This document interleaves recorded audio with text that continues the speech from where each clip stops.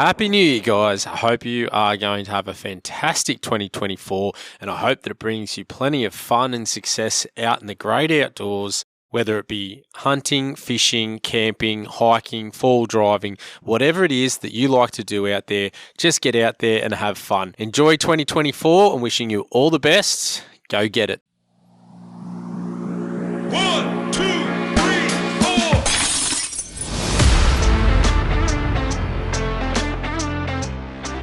You're listening to the Australian Hunting and Beyond podcast with Matt, where we talk about hunting, shooting, fishing, camping, and everything else that the great outdoors has to offer. Let's get into it.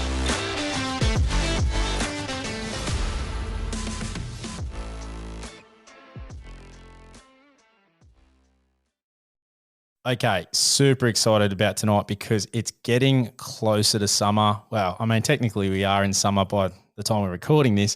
It's been really hot, but fishing is always on my mind when we start to head towards those warmer months. And the hunting does take a bit of a back seat because it's just too damn hot.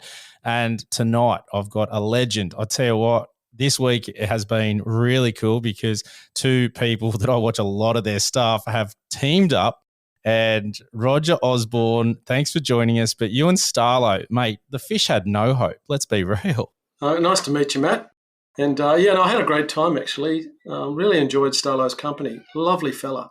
I had not met him before, but he lives at Churros Heads area. Yep. And so I went down to his neck of the woods.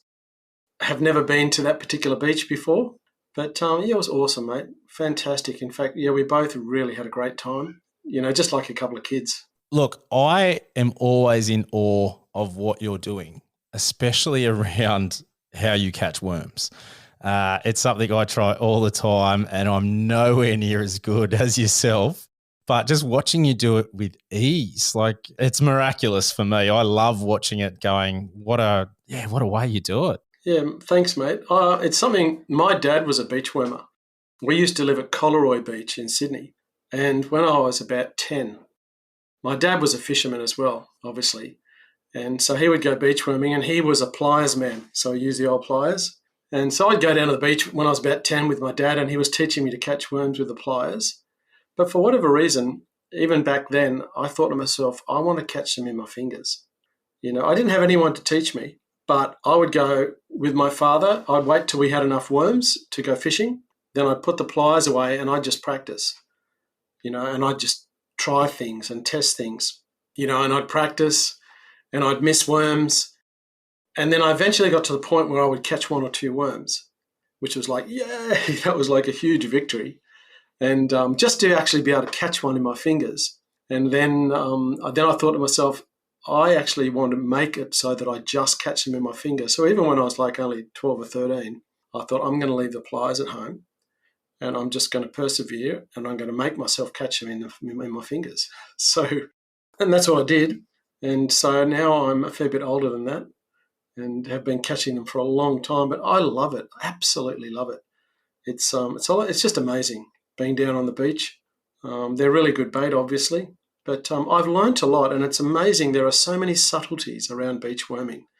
Just amazing. When I was because I wrote a book on beach worming, there wasn't one in existence in Australia. I did a bit of research and I thought, well, I've never written a book before, but I wanted to write it to help people. So I thought I actually had to analyse everything that I do when I'm worming. And when I sat down and really thought through the whole process, there's so much little things that you just do by instinct.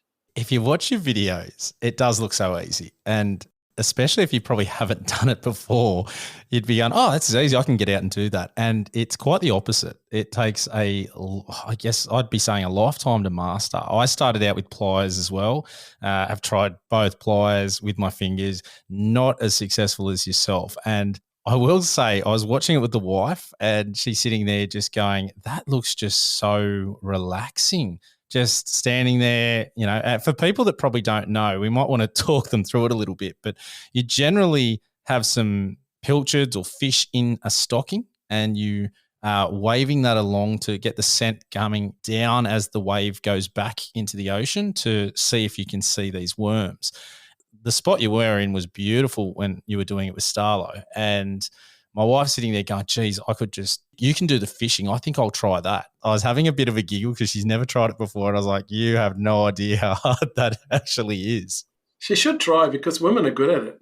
They do pick it up. I find women are good at most things, and fishing especially. My mum has always outfished my dad. My wife and I, my parents live up in Queensland, just opposite Fraser Island. I remember we went out fishing one morning and I was literally out there for, I'd say 6 hours. Did not even get a bite. I was with his neighbours on his neighbour's boat.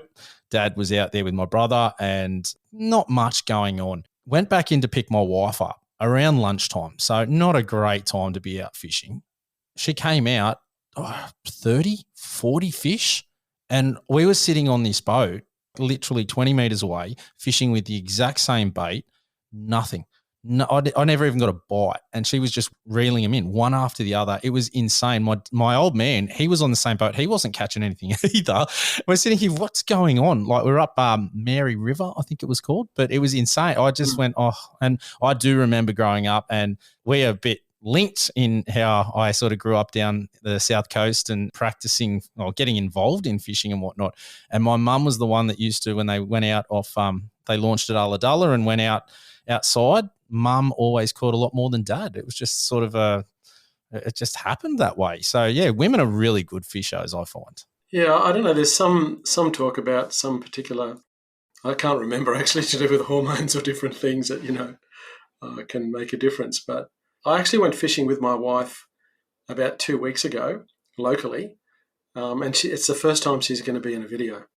A few people asked about that. So she's kind of just hangs back there, but she outfished, she caught more than me on that particular occasion. It's funny how it works. But I mean, look, for me, just being out there at the end of the day, enjoying what nature has to offer, it is just so much fun. And as I said, I love the videos, and you really target some things that I love fishing for. I love chasing salmon, big on flathead as well. They are just two of my favorites to chase. And I don't know what it is. Salmon are just such a great fighting fish off the beach. And it's so easy because you don't need to have the big fancy boat. You don't need to spend a lot of money to be set up for it. And you can get straight in there and have a crack. Yeah, and they seem to be very abundant all along the south coast.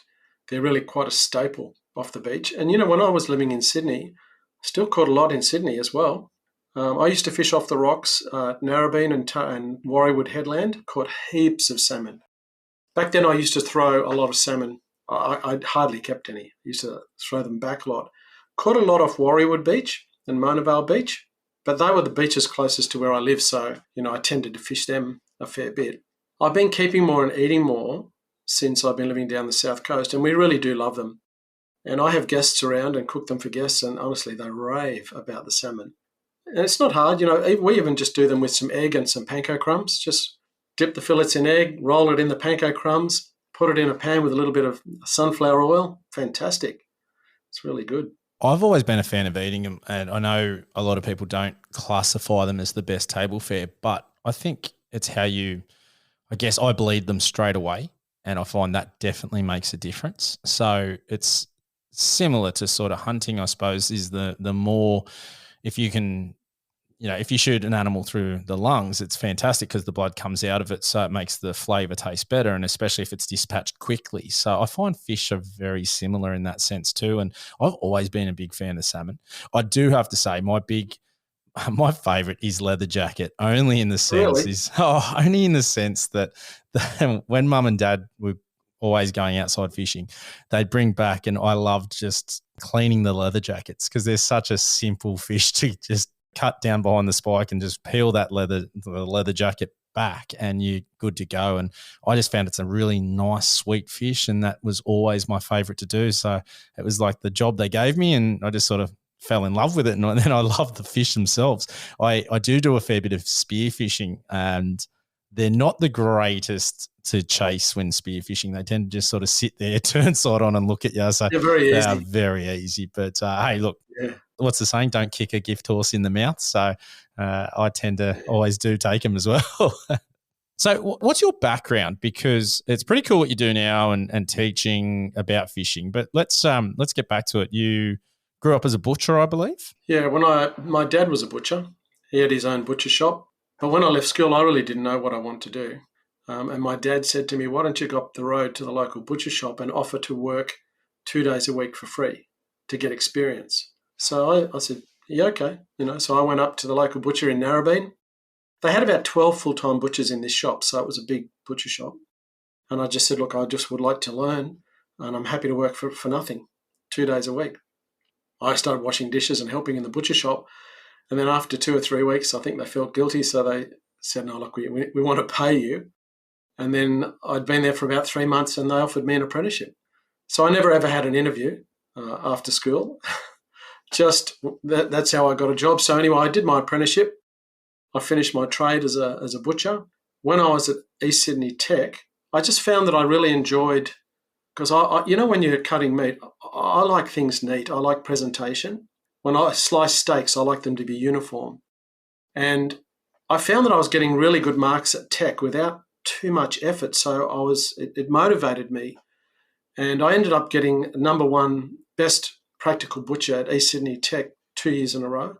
And I got awarded like special knives, engraved knives, stones, steel. So once I saw I was actually doing okay, I was really into it.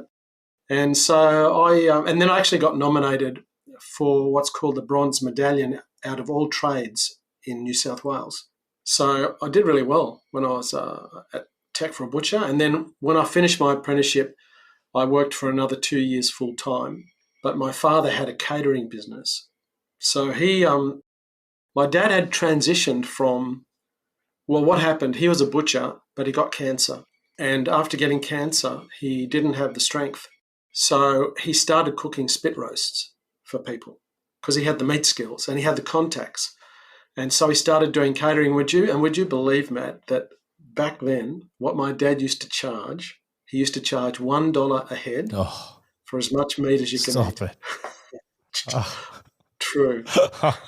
Compare that to today's prices. My God. I'm just trying to think how long ago it was. You're probably talking 45 years ago. But he charged $1 a head, and he used to make, well, actually, okay, I can tell you the breakup. If he did a party for 100 people, right, it's $100. His butcher's wage for a day was $18 back then. Yeah, it's so different now. But if he did a party for 100, he'd get $100, $1 a head. I think he'd spend about $30 on meat and make $70. So it was like 3 days' wages for doing a party, and it wasn't as hard yakka as butchering. So he started doing catering, but then he was on my back because I was a butcher as well to come and work with him. And so I started cooking spit roasts when I was about 17 or 18, and I still cook them today. I've been cooking spits for a long time. In fact, I've probably, humbly, I don't know if there'd be anyone even in Sydney who's cooked as many spits as me over the last 45, 50 years. It is a super popular thing now. I'm a big fan of technology and gear, and I'm always talking about, I've got a pellet smoker, and it is just, it's next level. I love spit roast. So I love cooking with charcoal to the point where I love my pellet grill because it's just literally set, forget, smokes it out, comes out beautifully. But I was really missing cooking on a spit. So I end up getting a Weber kettle barbecue, and then you can get a conversion kit. So it has its own rotisserie on it now. So you can do that still over the coals, and I absolutely love it. I'm still playing around. It's not as easy in the kettle, I find, compared to just the actual spit itself. I just found it so much easier, a bit more consistent with the heat and using the charcoal as opposed to being in the kettle and doing it. But it's super popular nowadays. Even the TV shows about it. It's amazing how much that has taken off, especially in this country. Over in the States, it is unbelievable. Oh, it's huge, eh? Massive. Yeah. Even the shows, I think there's a couple of great Netflix ones. I think it's the American Barbecue Showdown and things like that. And it's pretty cool to see the skill involved. And I don't think people appreciate how difficult it is for some of these techniques when you're cooking? Because my dad was a butcher, I was mentioning to you when I first spoke to you that we did whole cows, like before it becomes, when it's veal, so it's a smaller animal.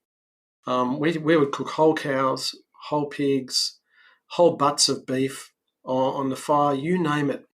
And back then, my dad, when I was little, I grew up eating things like kidneys and liver. I loved kidneys and bacon for breakfast. We used to have kidneys and bacon all the time. And even when we were catering, we had like a little entree that we'd do in these little cups, and it was kidneys and bacon fried up, caramelized on the barbecue. We'd serve it with a little spoon. But it's been a few years since I've eaten kidneys, but I really probably need to get some kidneys and revive it, So I still eat them. My wife thinks I'm weird, but I get the kidneys. I love it on a sandwich with Parmesan cheese. Oh, that sounds pretty good. Oh, it's delicious. That with butter. So, they're nice and warm. They just melt that butter and a little bit of Parmesan cheese. It is absolutely delicious. I can eat it all the time. I do the same kidney and bacon. It is just such a great combo. And I love to, not just probably in the last couple of years, bought a pie maker. And they are so simple to use. So all the leftovers now, but I'm a massive steak and kidney pie man. So when I get the chance for that, that's always going in as well. I'm big on eating everything of the animal that you possibly can. And it's funny. People see hunters sometimes that they like the killing, and maybe some do. I'm not about that. I am all about using the animal and knowing where my food comes from. And that's the same as fishing's always been for me as well. If you're going to take a life, I'm very big on making sure that you don't waste any part of that animal that you've taken their life, because otherwise I think it's just disrespectful, it's wastage and the like. So at every chance I get, I most definitely do. Even through Coles and Woolies, I tend to seek out the heart and the kidneys and the liver, just because I feel a lot of people won't and it will get thrown out. And that's just such a waste. Plus, it's so full of good nutrients. Oh, yeah, very rich in protein. And, I think it's part of being thankful, and appreciating, Really, we're really blessed to be able to do it, to be able to go fishing or hunting.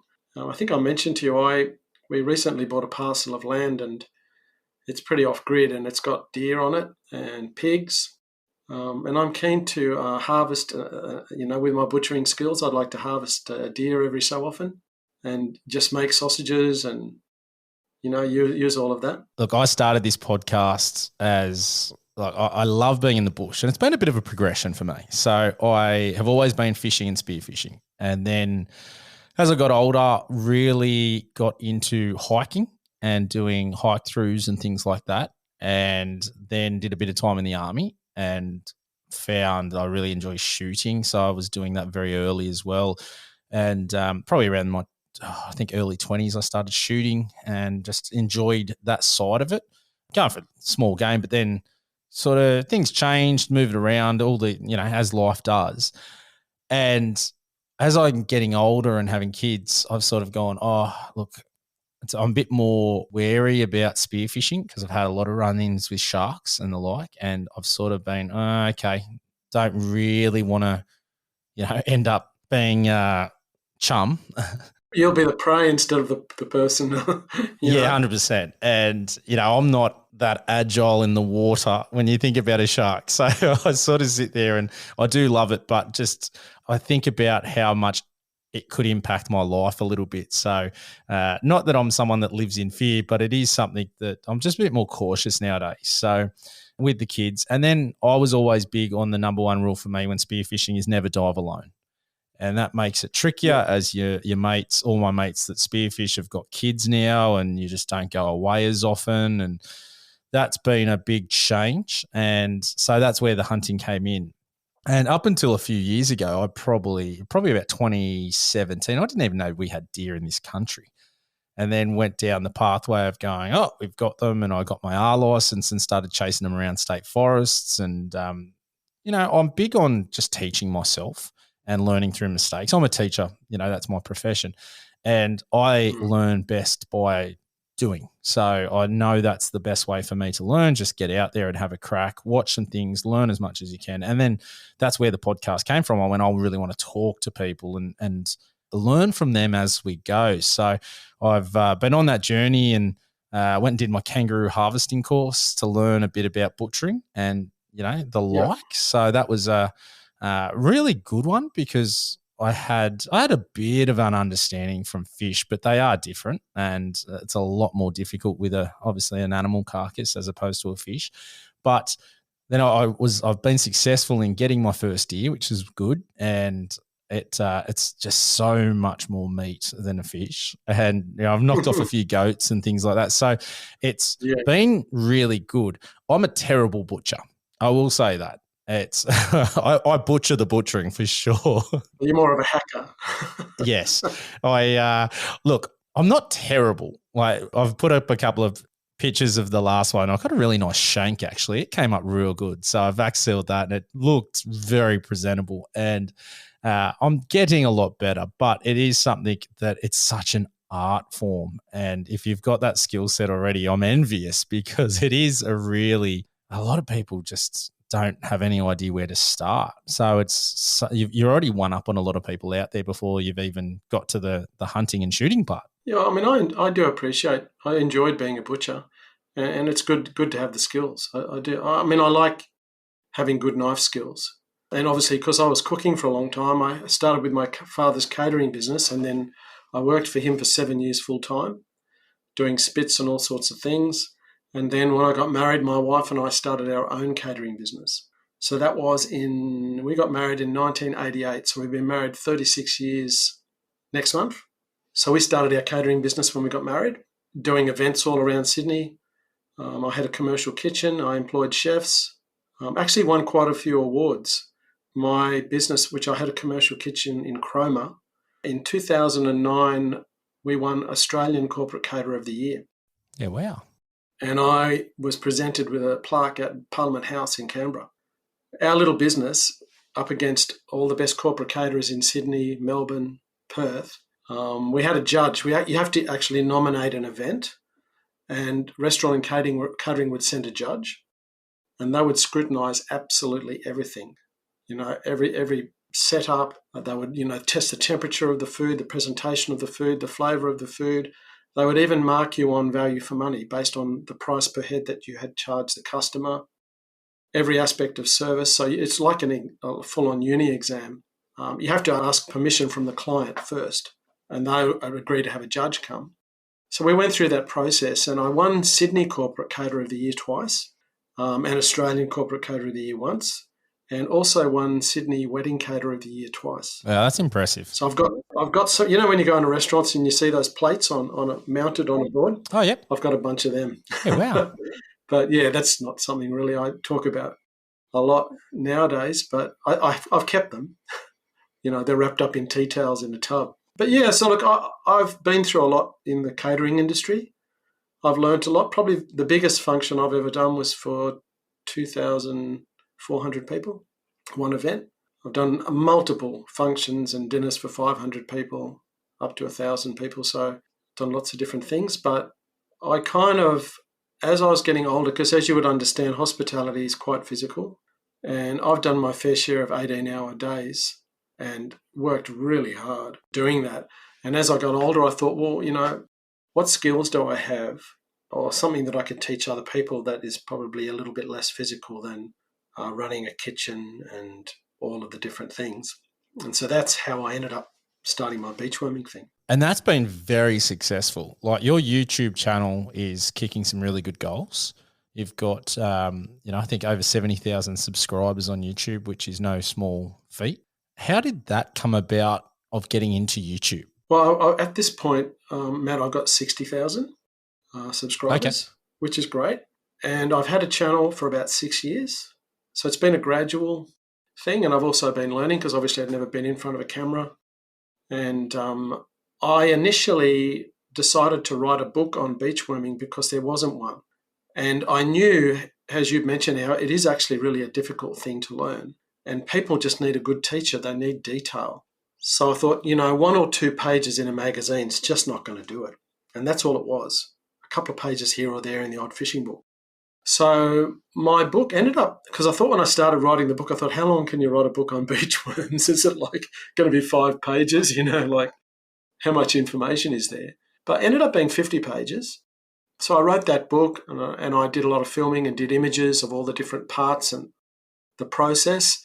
And then I employed a videographer, and I made a 3-part video training series. So I had the book and I had the videos. And then I built a website myself, which I hadn't done. And I registered the domain name beachworming.com.au, which happened to be available. I registered a few domains around that. And I was selling my book and my videos as like a training thing for beachworms on my website. And so I started making YouTube videos really as a way to promote my beachworming course. And so I started making a few videos, and they were going really well. But then obviously you catch worms to go fishing. That's the goal. So then I started making a few beach fishing videos, and then it's sort of grown from there to the point now where, like, I was a bit sporadic with how often I made videos, but now I do a video at 3 p.m. every Saturday. So I do a weekly video. I've only been doing that for about 9 months, but since I've had the consistency of doing videos, it's had a big impact on my channel. But probably my difference with the videos that I do is I'm really focused on teaching. It's not like I'm saying, watch me catch these fish. It's my whole purpose is I want to help you, the person who's watching. I want to be able to teach in a clear and simple way so that you can actually learn what I'm doing, so that you can have fun and you can catch fish. So that's the whole motivation, is to teach. So my videos are much more kind of focused around that, the actual teaching various things about fishing and explaining exactly why am I in a particular spot, what am I thinking, what's my strategy. That's been good for me watching, because your videos are very good. As a teacher, we refer it to like explicit instruction, and you're very good at giving a lot of details so that as a learner, you're sitting there watching and understanding the thought process of where you're doing what and why you're doing what you're doing, which is great, because for a lot of people, they just get out there and they're just having a go. And that's something that I'm guilty of. I did it for fishing. I've done it for hunting. Get out there, have a crack, sort of try and put the puzzle pieces together as you go. But your videos for that, especially around beach fishing, I've really picked up a lot of things for my own beach fishing. So I was down the South Coast a couple of weekends ago to try and give it a go. And unfortunately, the little ones weren't great. So we didn't want to stay because the caravan prices now, oh my God, I didn't realize. Really? Yeah, we end up paying $70 a night just for a tent spot. Wow. Yeah, it's definitely increased, and stayed in the same one that I spent a lot of time in. We had a permanent on-site van, just more to go down memory lane. I know a lot of the spots to go fishing. I was going to hit up Racecourse Beach, and it's a nice little beach there just outside Ulladulla. You get a good sort of vantage point above to see where the channels and whatnot are, so you can have a crack at. But I've always sort of known to do that, but I've then not known why. And that's been one of the great things about your videos. I'm going, that makes sense. That's why you do that. And it's been very, very helpful for me. And I reckon that's probably why it's so popular, is that you do watch those other videos and people are catching fish, but it's them catching fish, and yours really sort of flips that on the head. And they're almost like a term we call flip learning in high school, is that you're seeing to learn to then put it into practice. So that's been a really positive thing, and I appreciate what you're doing because I love watching them. Well, I found that sometimes I would watch YouTube videos because I want to learn as well. There's different aspects of fishing and stuff, and I would find that I'd be watching and I'm thinking, how have they rigged that up? What plastic is that, or what lure is that, or what size hook are they using? Why are they fishing where they're fishing? And I just had questions. It's like I had all these questions, but the answers weren't there. So I kind of tried to the best of my ability to convey all of that information. And I do feel it's very rewarding doing that, and especially when I see all the comments of people that a lot of people say they're catching fish now when they weren't catching fish before, which is really good. That is something I love getting feedback, both good and bad for the podcast and whatnot. But when someone learn something from a great guest I've got on, or put something into place, or gets their first deer and they reach out. I love that. It's so rewarding. And even just when people say thanks, and it's awesome because these things do take a lot of time and effort, and it's not easy to do. It is a big investment, especially I can't imagine how you do a video a week. I look at the podcast and see how long that takes, and I don't use video that often, and I sort of sit there and go, that's a lot of dedication and a lot of time clipping it all together. I've done a couple in the past, but they are such a time-consuming process. So props to you for doing that. I'm really curious because I sort of got out of fishing for a little bit of a chunk in time and concentrated on other things. And I came back and so much has changed. So there was a big gap for me coming back and seeing all these plastics. That wasn't sort of around, when I was chasing things with sort of the hard lures and deep divers and things like that. And I've come back and there's all these new plastics that you can use for bait. And I was like, what is going on here? This is a step in a different direction for me. What has been the biggest change for you over your time fishing, and something that works fantastic? I mean, I guess in answering that question, though, there are foundational things that never change with fishing. And even the simple things of using, natural baits and things will never change. Probably the biggest thing that did occur in Australia was the introduction of soft plastics. And because I grew up old school, only using monofilament line, hooks, sinkers, catching fresh bait, that's all I knew. So at first when the soft plastics came out, I found it a little bit, I lacked confidence with it because I thought, well, I'm going to try using the soft plastics, and I bought a few packets, just went up to the local tackle shop, asked them, do you know which ones seem to be catching fish or working, and what size jig head should I get?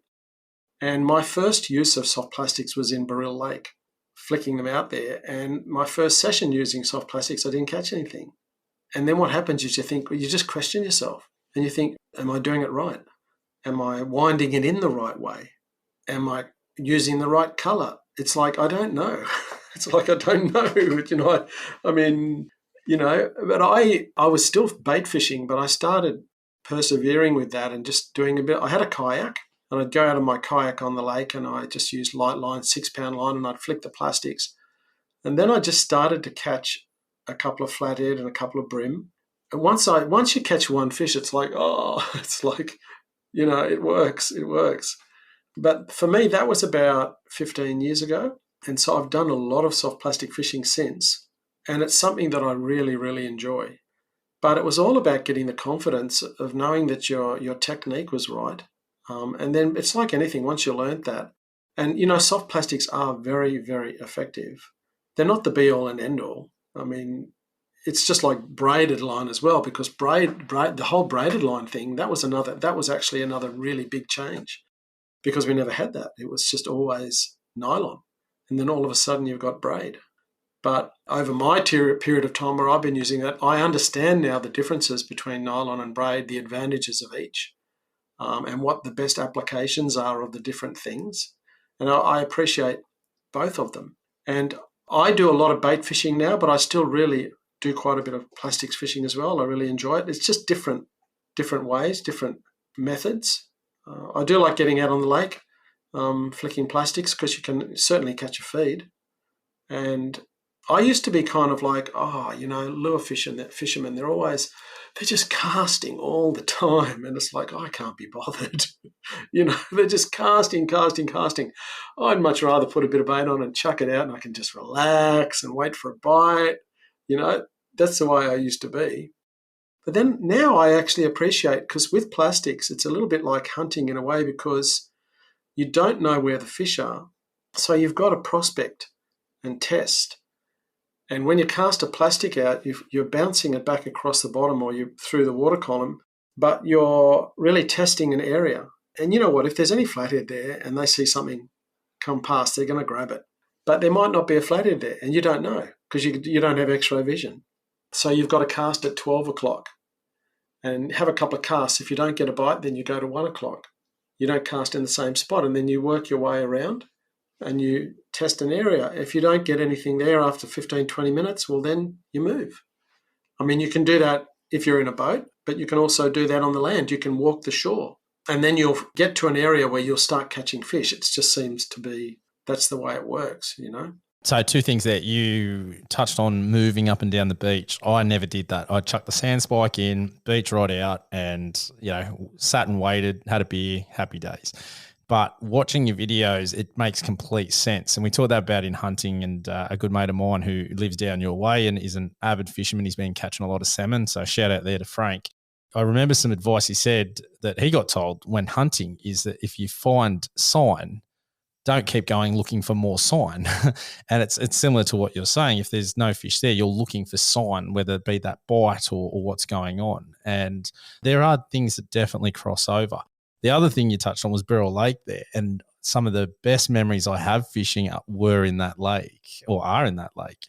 That I remember I was lucky enough when I was about 17 that my father bought me a tinny with a little Yamaha 6-horse motor, and just taking that out and trolling for tailor and getting just the little tailor out of the lake on really light line and having them jump and go crazy. Geez, that was so much fun. I think, if I was down there for, a month, I'd probably be out there, at least 30 days doing it. It was just unbelievable good fun. And it's one of those things that what I love about fishing is that there's something for everyone. I get terribly seasick, and so I'm not very good at going out in the ocean, but when it comes to beach fishing, rock fishing, and in the lakes, absolutely love it. And I'll, love to be out there and having a go. So that's something I love with fishing, just because it's such a broad sport for everybody to do. Yeah, it's wonderful for kids. I've got such great memories. It was so exciting, such adventure, and you're just excited about catching anything. And I know you've got young kids, but you want to get. I've got 3 sons, and my wife and I are both very outdoors, and we wanted to get our kids doing things outside. They still obviously had computers and all the normal things, but we wanted to get our kids outside in the fresh air, learning things, experiencing things. So we've always done that. We actually joined on the northern beaches. We joined the Bayview Sea Scouts, because it was a scouting group, but they were sea scouts. So it was on the water at Bayview, on Pittwater. And they had sailing boats, kayaks, all sorts of stuff. So it was a combination of, doing hiking and camping, but also doing water-based activities. So we did that for about 10 years with our 3 boys. And we had many, many great experiences. And that's kind of where we started to get into a bit of wilderness hiking as well. I've done a lot now, probably in the last 15 years. I've done a lot of wilderness hiking. I did a hike in July this year in the Western McDonnell Ranges near Alice Springs. Yeah, great spot. I've been there. So I did a 100. I didn't do the full Larapinta Trail. I did about half of the Larapinta Trail. It was about 100 Ks that we did. And we climbed a few mountains, and we climbed Mount Sonder, which is the biggest mountain in that sort of area. And we had to get up at 3 o'clock in the morning because it was a 16K return, 8 Ks up to the summit, 8 Ks back again. That was towards the end of our hike, actually, after we'd been hiking for about 7 days. But I really like that sort of stuff. I like having a pack and having your food for a week, creating all your own dehydrated meals and just being out in the bush. So I've done a fair bit of that in Tasmania as well. I've been trout fishing in a lot of the wilderness lakes up there. You'd love that sort of thing. I'm actually going down to Tasmania next year for a friend's wedding, and that's big on I've sort of twisted the wife's arm and said, all right, rather than just go down for the wedding, let's make a, week, 2-week trip of it at least, try and get some hikes in. That's been the big one for me. Having kids, probably been the biggest impact, I think, is I used to hike a lot. Just loved it. Love being in the bush, just walking through it. It's my happy place at the end of the day. And my one of my favourite walks is the one along the ocean from Bundeena to Otford. Oh yeah, another one. Yeah. Yeah, beautiful spot. Stunning up on the Headley, and you get amazing views there. Yeah, I absolutely love it, and it's one of the ones I thoroughly just enjoy walking.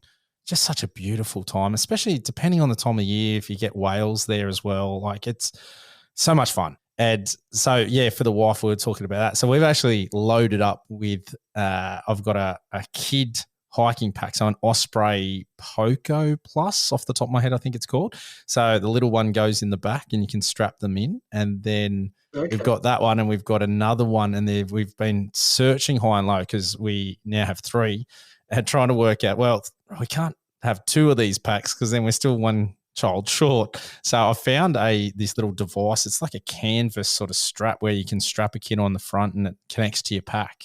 So I said to the wife, okay, this is what we're doing. We're going to have that. And then when we go down to Tassie, I'll be able to carry 2 kids and you can one on the back and one on the front. Yep. And you can take one and that should give us enough to be able to get out there and do that. So, and I do love trout fishing.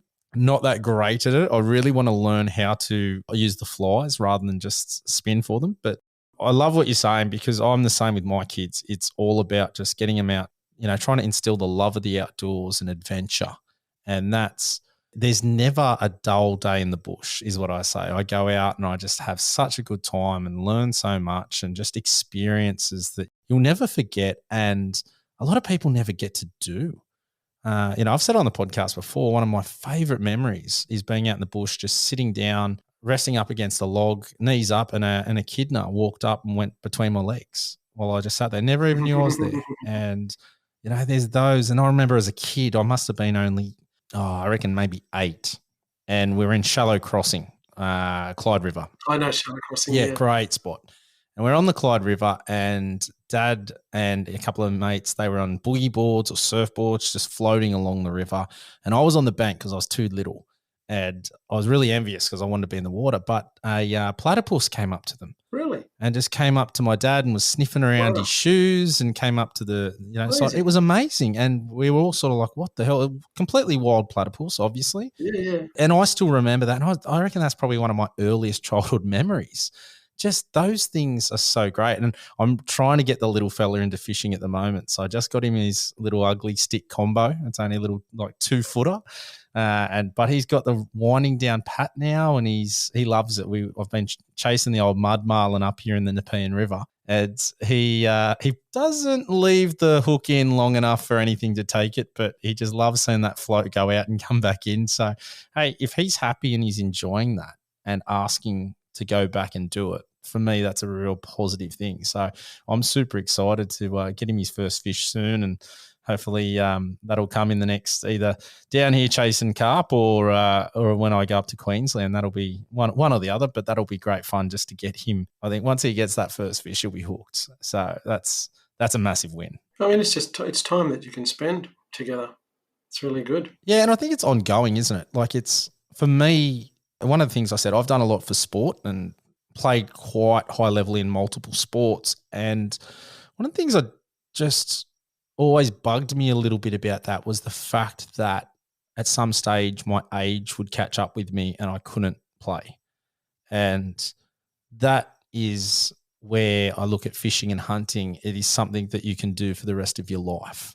And being outdoors, even hiking, pretty much unless you have some serious injuries and your mobility suffers. But the reality is you can still probably get out there in some capacity. And that was one for me that I really wanted to be able to do. As you said, you could do that with your kids or do it with just yourself as well. So look, I'm not a great fisherman, but if there were basics to tell people, because we might have some people out there that have only done sort of hunting and they're sort of thinking about fishing, what would be a couple of basics you'd say, hey, this is a good place to start, besides the YouTube channel? And I thoroughly encourage everybody to get on the YouTube channel. It's Roger Osborne Fishing. There's some great bits of gear on there. But what would be some basics, Roger? Okay, well, probably one real basic would be that people think, okay, where am I going to go fishing in a particular waterway? The simple thing is that you've got to think, see, fish are quite simple.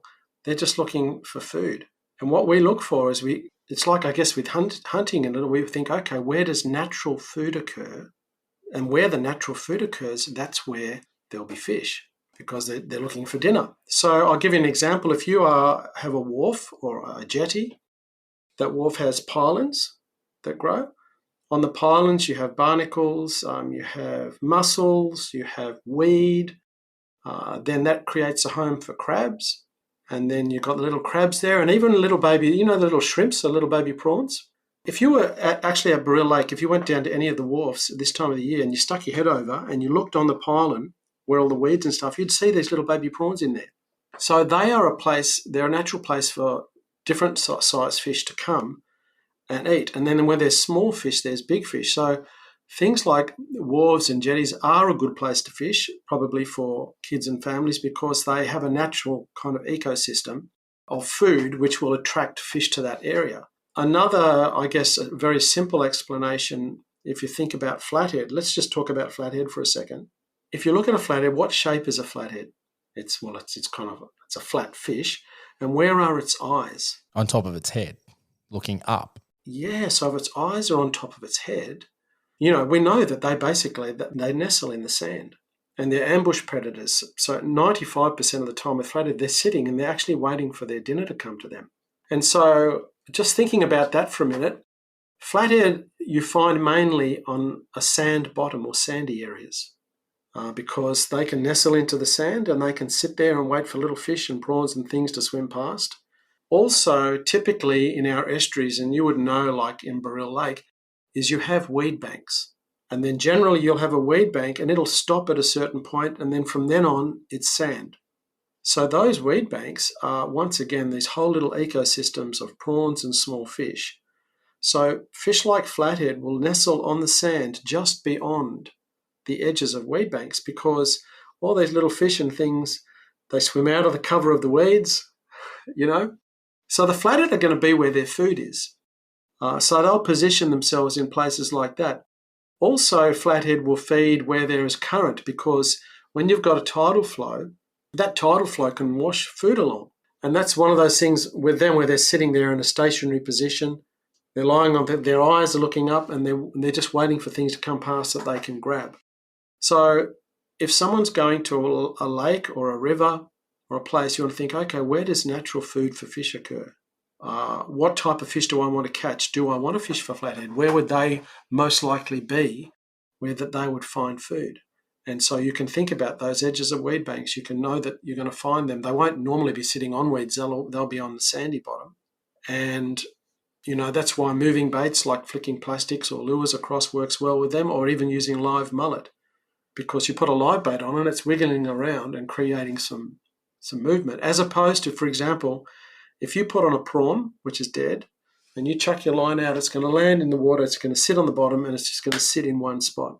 Now, if you happen to land within a metre of a flathead, well, then probably it'll see it, it'll smell it, and it'll eat it. But if there's a flathead 5 metres away, maybe it won't, because it's just a stationary bait. It's just sitting still. I guess that's just a little bit of information anyway.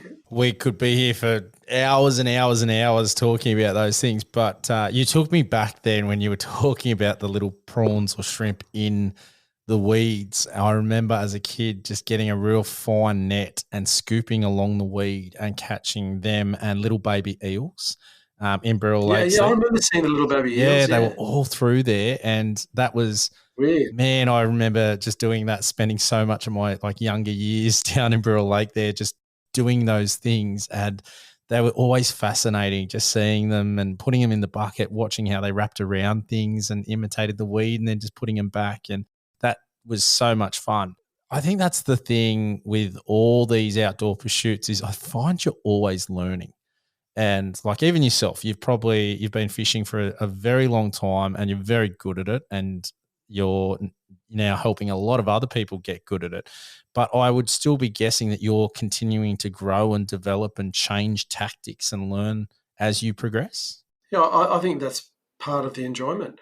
I don't know what it is. It's kind of, I guess it's like the hunting instinct, It's like I love the whole strategy side of it. I love looking at an area and just thinking, where would be the most likely places that fish would be?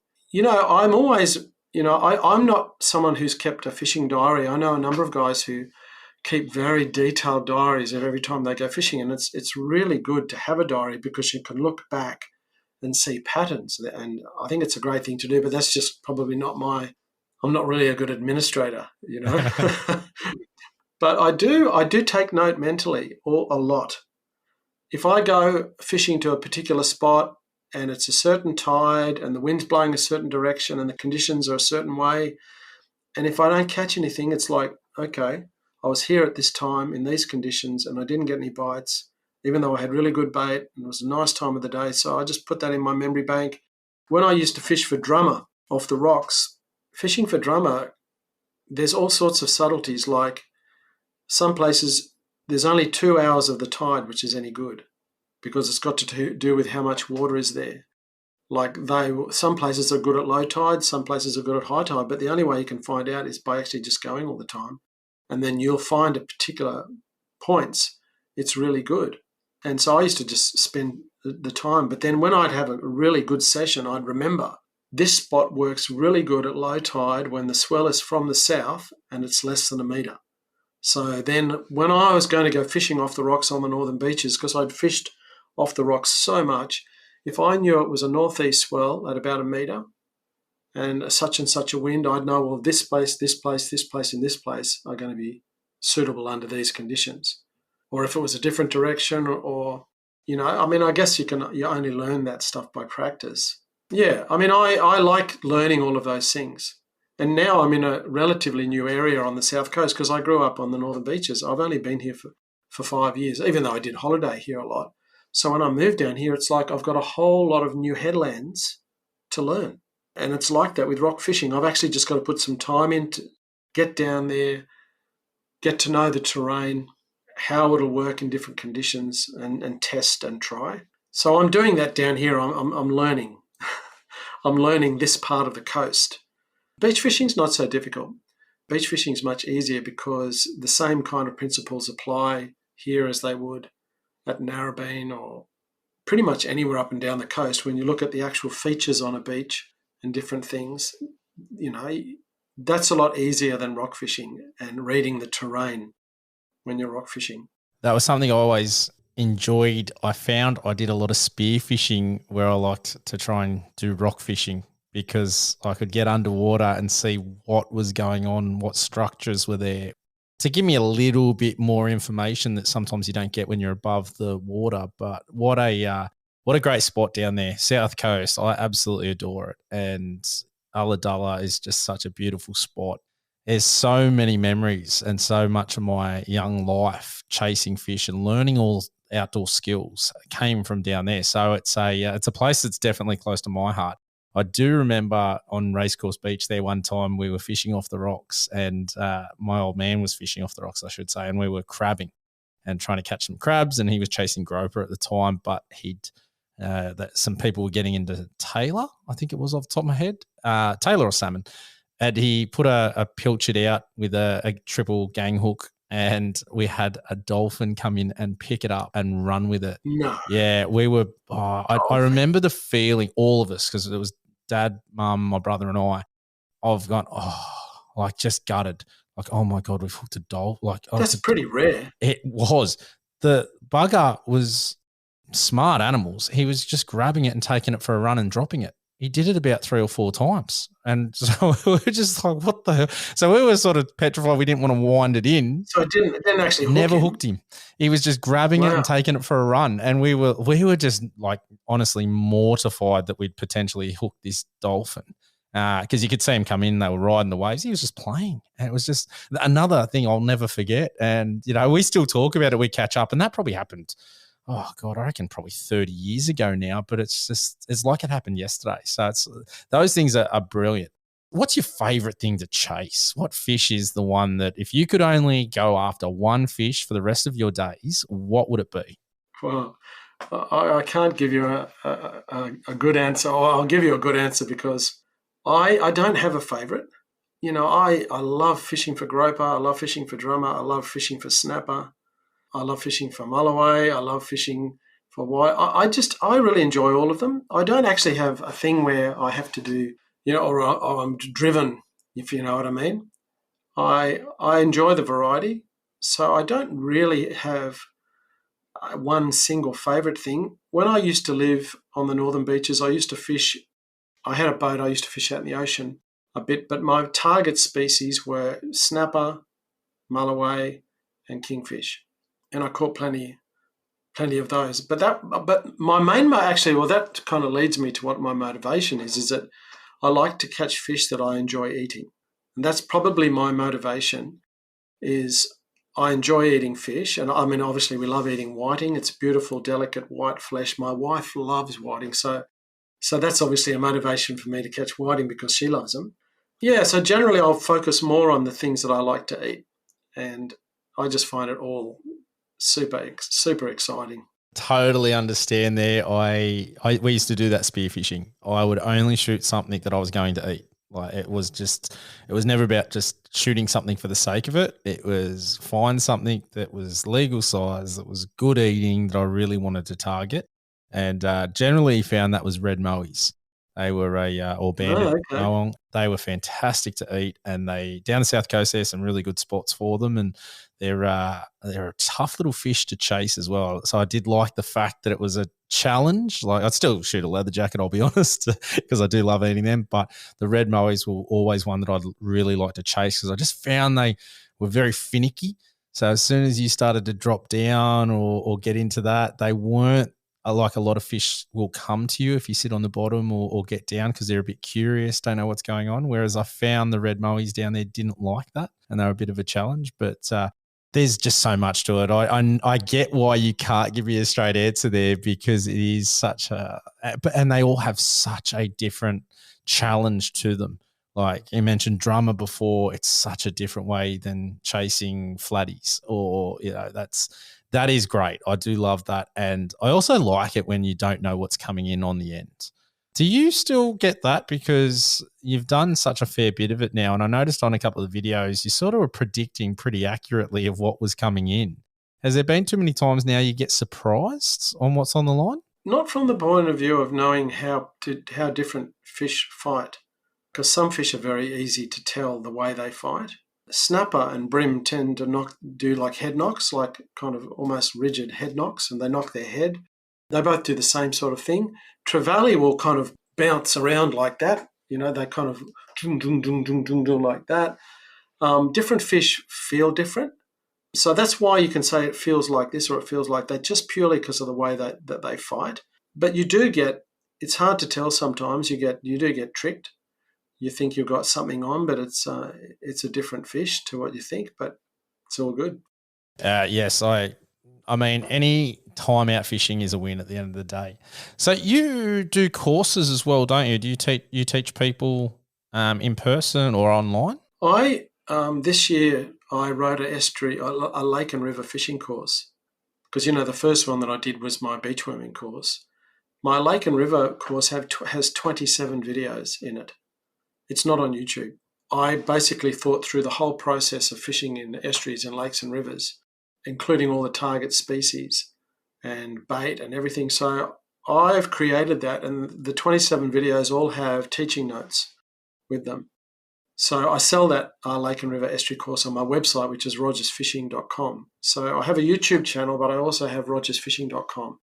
And prior to that, I did a beach fishing masterclass as well. So that has 15 videos in it. Same sort of process where I was just going through everything I think about when I'm beach fishing and all the different aspects to it, and how to read a beach and all sorts of stuff. So I have 3 courses. I have a beach fishing course, a beach worming course, and a lake and river course, which is all people can buy that on my website. Or I also have a membership. It's like an online fishing club, and people join. And when someone joins my fishing club, they have access to all of the courses. It costs $19.90 a month to be a member, but you get access to all the courses. And I also do a fortnightly Zoom training. So every second Sunday at 7 p.m, I teach for up to 1 to 2 hours. And all the Rogers Fishing members who want to participate in the Zoom, they join me in the Zoom. And it's like an online fishing club. And I've got people in Western Australia, South Australia, Melbourne, the Gold Coast, got members from all different areas, and we all get together on Zoom and help each other. So I kind of have that apart from I make a lot of content, a lot of free content on YouTube to help people. But then I've kind of been working on building a library of fishing courses. My next one is to start a rock fishing course, which in itself will be there's a fair bit of detail in that. In all the basic stuff, obviously it involves a lot of safety. I've fished off the rocks since I was a teenager, and it's one of my favourite things. And I still fish off the rocks a lot now, but you've got to be smart. And I love the rocks passionately, and I fished all night so many times. I fished under the light of a full moon on the rocks. It's been wonderful, and caught some pretty epic fish doing that. So I have the Rogers Fishing website. I do all the courses, and it's been going really well, actually. That's awesome. That sounds like such a great resource. I might have to look into that for my old man. Well, hopefully we might get some international people on board, because we found out the other day the podcast is listened to in over 32 countries. So Is that right? Yeah, it's pretty. I was pretty happy about that. I just didn't really know. Spotify do this like analytics thing, and they send out how many people listen and how many people you're in their top podcast or top 10 podcasts and how many countries. So I looked at it and went, oh, there's 16. I was really happy. I was like, 16 countries. That's pretty cool. And then sort of actually spent a bit of time breaking down the analytics with Apple and whatnot too, and went, oh, it's over 32. That's fantastic. So pretty cool. So shout out to all those international listeners out there too. Thanks for jumping on board and having a listen. And hopefully you're enjoying it. Mate, what is your most memorable fish? Like, what's the one that you go, geez, that was either the most challenging or it was just a personal best? Is there one that sticks out for you? It's hard to pick, but I went fishing. I wanted to fish for mulloway off the rocks, and I went down to the rocks with my wife. It was the 9th of January, so that's the time of the year it was. It was actually a full moon. People have all sorts of theories on full moon, no moon, but in that particular case, it was a full moon. And my plan was to jig up a squid and then lop its head off and chuck the squid head out for bait. So that's what I did. I got down to the rocks maybe about an hour before dark, because my plan was to fish. It was high tide right on dark, and just to fish. And it was a full moon, so it was nice and light. It was blowing a nor'easter, and I was fishing on a headland which was facing south. So I had the nor'easter at my back and a nice flat level platform that was low to the water. So I caught a squid, which was great. I put the squid on a 10-0 hook, so nice big hook, a whole big squid head, and I whacked it out. And it had only been in the water for about 15-20 minutes, and I'm holding my rod there, and I just felt it started to go. So I thought, I'm just going to wait, and I just let the line was going out, and I thought, okay. Anyway, then it just stopped, and I'm going, I missed it. I blew it. I should have struck. I knew a fish had picked it up and was taking it out. So I'm going, oh, bugger. So I started winding my line, and all of a sudden my rod goes around to the right like that. And anyway, what had happened is the fish had taken it out, grabbed it, and then swam back towards me and swam along the rocks. So I'm winding like this, and all of a sudden, and I fought this big fish. And I landed that fish. It was not massive. It was 16 and a half kilos, which is just a nice medium size, not a massive mulloway. So what's that? That's about 35, 36 pounds. Yeah, roughly there. But that was just an awesome experience with my wife. What I actually did is, because I had the fishing fever, so we caught this mulloway. I gave it to my wife. She actually had to carry it up the car. It was up a bit of a headland. I said, honey, I'm going to stay down here. So anyway, you know what? I stayed down there. I had a mate with me, and we fished the whole night. Yeah, right. Fished all night.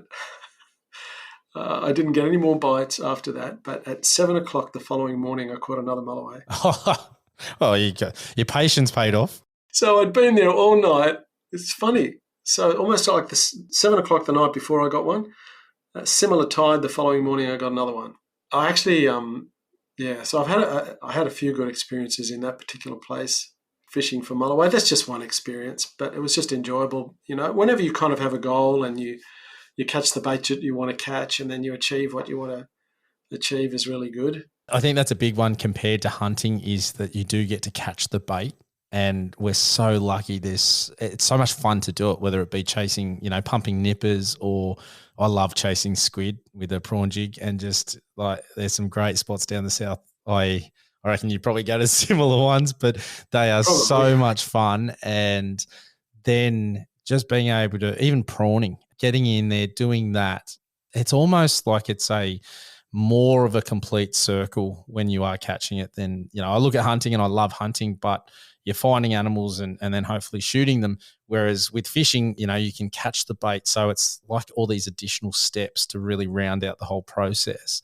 That's cool. I really enjoy that part of it. And I could do that all day, like pumping nippers. I used to do that on the sand flats and have such a great time. I'd be out there for 2-3 hours, tide permitting. And that was so much good fun.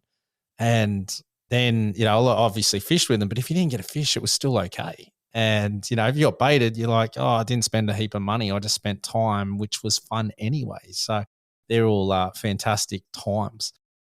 All right, Roger, mate, is there, so we've talked about all your education and things like that, which is fantastic. So I really encourage people to jump out there and check out. That was rogersfishing.com. Yep. I'll put all the links in the show notes anyway. So if you are keen and you hear that and you don't remember, just jump on the episode details and you can click across and get out there and support him. If you haven't checked out Roger's fishing channel on YouTube, you are living under a rock, and get over on it because you will learn a heap. As Roger said, it is free. So it is a fantastic resource there. And I might have to have a chat to the wife and see if I can get some of these resources, because I like to learn, and that's one thing for me. I'd love to make especially with kids, your time gets far more precious because you have so much less time to be successful. So we might have to have a chat off air, I think. So I will mention, I neglected to mention, I do personal coaching. It's not a major thing, but I'm happy. People ring me up and they want, so I take them fishing as a fishing guide. But yeah, it's just something I'm happy to do if I'm available, but not a major focus. Yeah, understandable. All right, well, mate, loved the new video with Starlo. That was sensational. I thoroughly enjoyed that. I was hanging for it to drop yesterday and get out there and watch it. So if you haven't, jump over to Roger Osborne Fishing and subscribe, because it is well worth it. Every Saturday at 3 p.m. It will, you won't regret it. So thanks for joining us. I hope you got a lot out of this. I've had a pleasure talking to you, Roger. Thanks very much for coming on, and I'm sure we'll keep in touch. It's been my pleasure, Matt. Really great to meet you. And yeah, all the best with your hunting and your fishing. Likewise. Thanks, Roger. All right, guys. Thanks for joining us, and we will catch you next time. Bye for now. If you have a topic, guest, question, or any gear that you want to hear about on the podcast, shoot us an email. AustralianHuntingAndBeyond@gmail.com. Alternatively, find us on Facebook, Instagram, and Twitter. All the links are in the show notes. If you haven't already, make sure you give us a review and subscribe to our podcast on whatever platform you're listening on. Thanks for joining us, and we'll catch you next time.